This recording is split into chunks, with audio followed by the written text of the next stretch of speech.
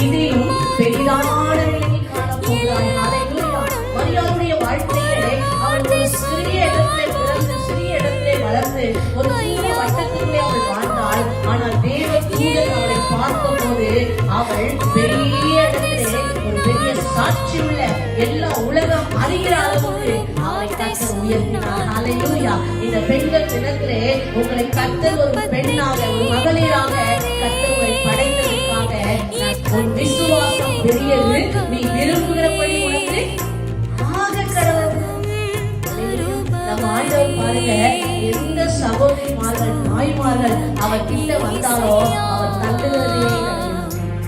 ஒரு தாய் அழுது கொண்டு போகிறாள், தன் மகனை இழந்து அழுது கொண்டு போகிறாள். எல்லாரும் அவளுக்கு துக்கத்துக்காக ஆறுதல் சொல்றாங்களே தவிர இழந்த பிள்ளையை ஒருத்தரும் திரும்பி கொடுக்கிறாங்க.